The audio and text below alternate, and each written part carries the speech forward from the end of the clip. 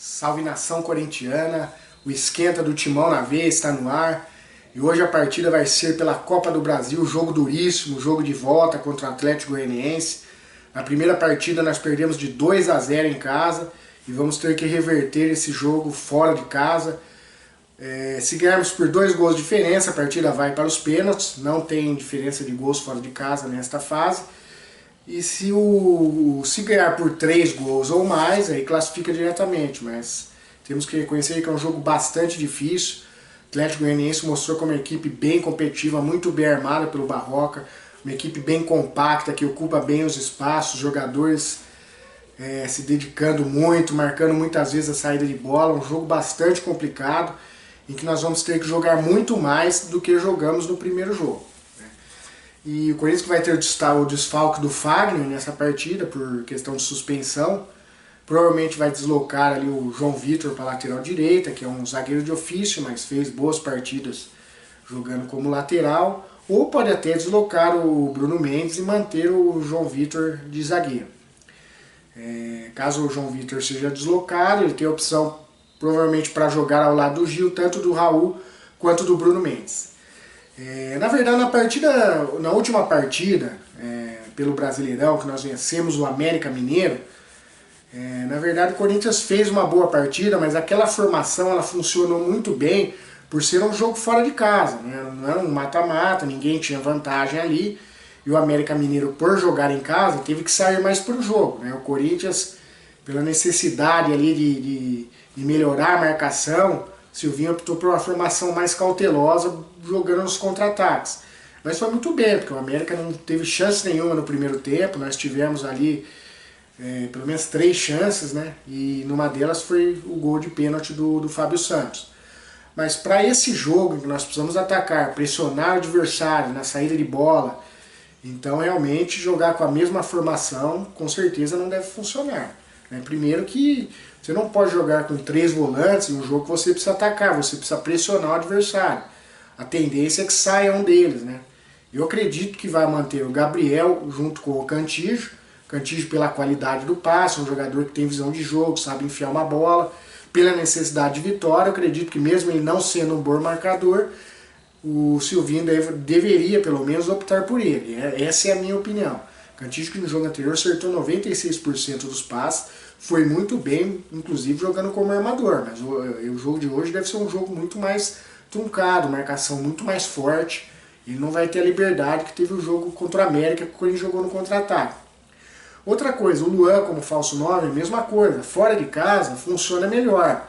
Dentro de casa nós precisamos do ataque, a equipe adversária estando fechada, fica muito difícil para ele até conseguir pegar na bola, conseguir ali se movimentar. Talvez seja interessante entrar um outro jogador, ou o Jô entrando como centroavante, ou até o Leonatel, na minha opinião, seria uma boa opção. O Leonatel, apesar de não ser um centroavante de ofício, é um jogador que tem boa mobilidade, ele é mais jovem que o Jô, então para marcar a saída de bola do adversário, acho que seria uma opção interessante. Pela ponta esquerda, eu acho que o Vital também é um jogador mais agudo, busca mais o drible, diferentemente do Aral. O Aral é aquele jogador, ele é mais um armador que geralmente joga mais aberto, no Corinthians algumas vezes jogou mais ali centralizado. Então para atacar mais seria interessante talvez a entrada do Vital.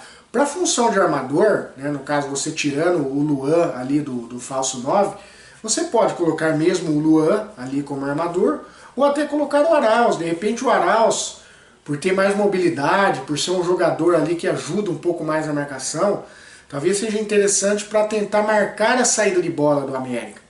Talvez seja também uma opção interessante, mas aí vai depender do que o Silvinho pensa para o jogo. Então, de repente, o que eu acho errado é escalar novamente o Luan como falso 9. Eu acredito que isso não funciona. E se você colocar mais uma vez o Fábio Santos na lateral esquerda, eu acredito que você tem que colocar um jogador mais ofensivo que atua pela esquerda, que é o Matheus Vital. Né? Porque quando você coloca o Piton já é um lateral que apoia mais, só que ele é mais deficiente na defesa. Então você coloca o Fábio Santos ele atua mais ali na marcação, mais recuado, então você tem que do meio para frente tentar atacar mais, né? Principalmente ali pelo setor esquerdo, colocar um jogador que vai partir mais para cima, que vai tentar o drible, como é o caso do Matheus Vital. Então, na minha opinião, eu faria essas modificações. Eu colocaria o Vital na esquerda ali, falando pro Vital para ajudar ali, marcar a saída de bola. Não precisa recuar tanto, não. O time tem que adiantar, marcar a saída de bola, tentar pressionar, para tentar roubar a bola ali na frente, que é muito mais fácil você criar alguma coisa quando você rouba a bola do meio para frente, que quando você rouba a bola do adversário na sua defesa. Fica muito mais difícil, o adversário já se recompôs. Então, na minha opinião, é isso, pessoal. Lateral direito, felizmente, perdemos o Fagner, vai ter que atuar ali um zagueiro improvisado. E o Silvinho optar pelo Fábio Santos, para dar uma estabilidade maior defensiva, eu acredito que ele deveria colocar o Vital ali aberto na esquerda, e também colocar um centroavante, ou o Jô ou o Leonatel, e na armação ele vai escolher ou o Luan ou o Arauz, né? A Adson acho que seria uma opção mais para o segundo tempo, acho que não é o momento de colocar o garoto num jogo assim tão decisivo, né? Eu acho que seria uma possibilidade de queimar ele. Então, com uma aposta ali para o segundo tempo, dar mais velocidade, entrar um cara descansado, seria muito interessante. Mas para começar o jogo, acho que seria isso. Vamos lá, pessoal. Vamos acreditar, jogo muito difícil. A gente não pode falar mentira, a gente tem que falar a verdade.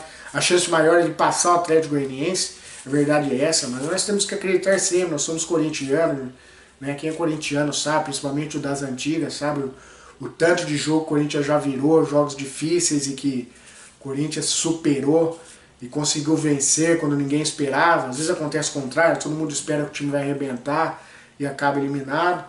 Corinthians é isso, pessoal. Corinthians é emoção, é sofrimento. Vamos acreditar até o último momento, vamos torcer. Vamos lá, galera. Timão na veia e vai Corinthians!